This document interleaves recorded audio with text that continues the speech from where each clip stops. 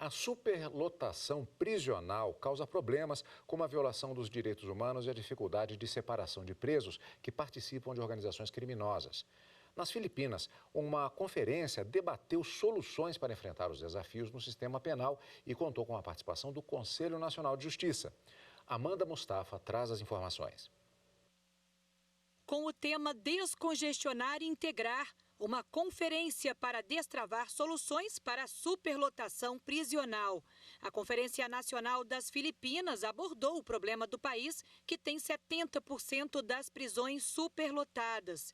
O evento, promovido pelo Sistema de Justiça filipino, reuniu governos, agências e organizações. Representando o Brasil, o juiz auxiliar do Conselho Nacional de Justiça, Gabriel Matos, apresentou em inglês a experiência brasileira para enfrentar a superlotação no sistema prisional. Segundo dados da Secretaria Nacional de Políticas Penais, o Brasil possui cerca de 644 mil pessoas custodiadas em celas físicas e mais de 190 mil pessoas em prisão domiciliar.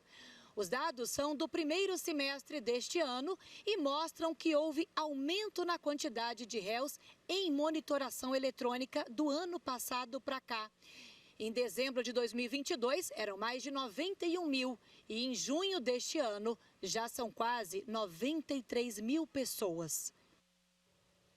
Para falar da situação dos presídios brasileiros, eu recebo aqui nos estúdios da TV Justiça o juiz auxiliar da presidência do Conselho Nacional de Justiça, Gabriel Matos. Aqui, antes de mais nada, eu dou a boa tarde e as boas-vindas aqui aos estúdios da TV Justiça. Boa tarde, Cadu. Obrigado pelas boas-vindas. Estamos à disposição. É uma situação relativa aos presídios brasileiros que normalmente, por óbvio, ela é apontada com uma negatividade, é algo a ser solucionado. Esses anos, passando por diversos períodos, inclusive da pandemia, houve lições que, pelo visto, foram aprendidas, pois há medidas que estão sendo tomadas pelo Conselho Nacional de Justiça e que foram apresentadas nesse evento nas Filipinas. Sim, Cadu. Esse evento foi uma importante oportunidade para o Brasil, o CNJ, mostrar a experiência nacional para um outro país, né, que precisa de ajuda e que tem situação, em certos termos, parecida com a nossa. Qual é o problema fulcral? A superlotação, né? E nós temos aí uma experiência exitosa que eu apresentei lá, que iniciou desde a criação, implantação do CNJ em 2009, a implantação do CNJ em 2005, a implantação do DMF dentro do CNJ em 2009 e de lá para cá uma série de medidas tomadas pelo CNJ e também pelo Supremo Tribunal Federal, decisões que impactaram fortemente no sistema prisional. Então, essa experiência que nós buscamos levar lá para que eles possam aproveitar alguma coisa dentro das particularidades que eles têm. Um ponto específico que chama a atenção é com relação às audiências de custódia. Isso chamou particularmente a atenção. Sim, nós temos uma população prisional aí de 650 mil presos, mais ou menos, e número de vagas de 40 mil. Lá nas Filipinas, nós somos hoje o terceiro país que mais encarcera no mundo, só atrás dos Estados Unidos e da China. Lá eles têm um problema parecido, porque eles estão em 11º no ranking mundial de encarcerados, mas eles estão atrás de medidas que possam mitigar isso. E uma dessas medidas, e que tem se mostrado exitosa, é a audiência de custódia enquanto um filtro para a entrada de pessoas no sistema. Filtro esse que possibilita que rapidamente, e não no aguardo de 6 meses a 1 ano, como acontece lá, a pessoa, após ser presa, passa por um juiz, tanto para avaliar a eventual situação de tortura, etc., mas não é só isso, para que o juiz verifique a possibilidade de aplicar uma medida cautelar diversa da prisão. E verifique também a legalidade desse flagrante. Então, no Brasil, nós mudamos a lógica e todo juiz hoje é obrigado, numa audiência de custódia, a justificar o porquê não está aplicando uma medida cautelar.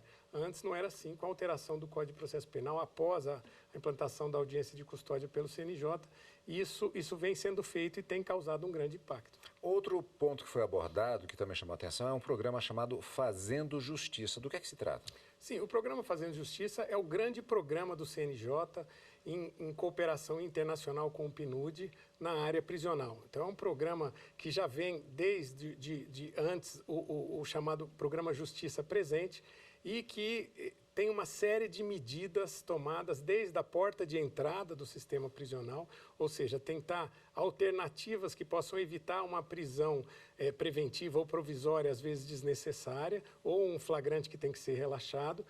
Medidas para melhorar a situação interna na prisão, saúde, escolaridade, trabalho dentro da prisão, leitura e medidas na saída, para que se dê maior oportunidade para os egressos. E aí vem desde regularização da documentação dessas pessoas, até o escritório social chamado, que está sendo implantado em vários municípios, que dá um apoio para que essa pessoa seja reintegrada no mercado de trabalho e isso evite a reincidência criminal. Uma das vantagens de eventos como esse é a possibilidade de troca de informações e de ideias. Houve aprendizado também com relação à realidade não só das Filipinas, mas, por exemplo, também com a do México, pois houve painéis também relacionados à situação mexicana. Sim, o UNODC, junto com o sistema lá das Filipinas, convidou não só o Brasil, mas também o México, e tinha ali um juiz também fazendo exposição. E nós temos realidades parecidas no que se refere à superlotação. E essa foi uma oportunidade não só para nós passarmos experiência, mas também recebermos. Então, tivemos a oportunidade de visitar, por exemplo, 2 presídios lá no México, lá nas Filipinas, um com cerca de 5.000 presos no centro de Manila e outro com cerca de 30.000 presos. É como se fosse uma cidade, uma pequena cidade no Brasil. Nós não temos isso aqui, felizmente, porque é muito difícil gerenciar. Só que lá a problemática é outra. Lá eles têm uma política de drogas bem severa, a ponto de condenar em prisão perpétua alguém por uso de droga, por exemplo, meio grama, pego com meio grama de droga. Então, é uma política severa, mas que eles estão preocupados porque está levando a superpopulação prisional. A superpopulação, ou seja, a colocação de mais gente do que a capacidade, gera uma convivência prejudicial dentro dos presídios e isso nós temos visto, tem impulsionado a criação de organizações criminosas. No início, talvez, por força de união dos próprios presos para poderem reivindicar coisas, mas se espraiando para fora dos presídios, como nós sabemos. Lá nas Filipinas, eles também têm organizações que eles chamam de gangues, mas que, em tese, são co-administradoras do presídio e fazem algumas benfeitorias dentro do presídio com a anuência do sistema, mas ainda não tem esse poderio que nós vemos fora do presídio, mas eles estão muito preocupados que aquilo possa virar o que nós temos. Então, eu acho que o nosso grande inimigo é a superpopulação. Sem a superpopulação carcerária, nós não temos dificuldades dentro do sistema e essa união